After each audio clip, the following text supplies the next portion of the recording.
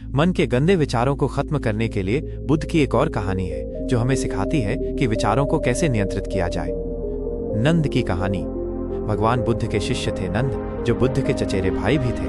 नंद बहुत ही सुंदर थे और अपनी पत्नी सुंदरी से बहुत प्रेम करते थे, लेकिन उनका मन हमेशा अशांत रहता था। वो अपनी पत्नी के बारे में ही सोचते रहते थे, जिससे उनका ध्यान साधना में नहीं लगता था। एक दिन बुद्ध ने नंद से कहा कि वो उनके साथ चले।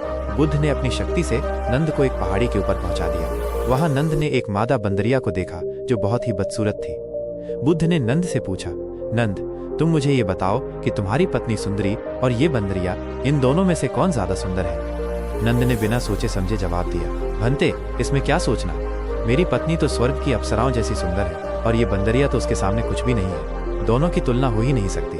बुद्ध मुस्कुराए और अपनी शक्ति से नंद को स्वर्ग में लेकर गए। वहां नंद ने बहुत सी अप्सराओं को देखा जो अत्यंत सुंदर थीं। बुद्ध ने फिर नंद से पूछा, अब बताओ, तुम्हारी पत्नी सुंदरी और ये अप्सराएं, इन दोनों में से कौन ज्यादा सुंदर है?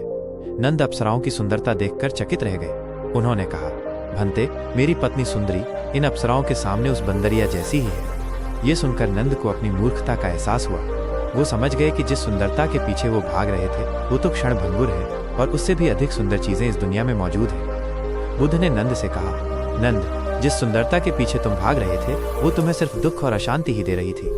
जिस तरह से तुमने बंदरिया की तुलना अपनी पत्नी से की और फिर अपनी पत्नी की तुलना अप्सराओं से, उसी तरह से ये मन भी हमेशा एक चीज से दूसरी चीज की तुलना करता रहता है और कभी संतुष्ट नहीं होता। बुद्ध के इन शब्दों से नंद का मोह भंग हो गया। उन्होंने समझ लिया कि उनके मन के गंदे विचार सिर्फ तुलना, लालसा और मोह का परिणाम थे।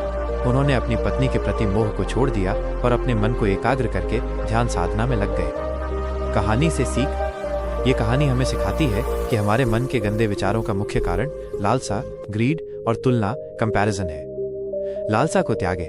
जब हम किसी चीज को पाने की बहुत ज्यादा इच्छा करते हैं तो हमारा मन अशांत हो जाता है और नकारात्मक विचार आते हैं। अपनी इच्छाओं को नियंत्रित करना सीखना चाहिए। तुलना ना करें। हम अक्सर खुद की और अपनी चीजों की तुलना दूसरों से करते हैं, जिससे हमारे मत है। बुद्ध ने सिखाया कि सच्ची खुशी और शांति बाहर की चीजों में नहीं बल्कि अपने अंदर की स्थिति में होती है। अपने विचार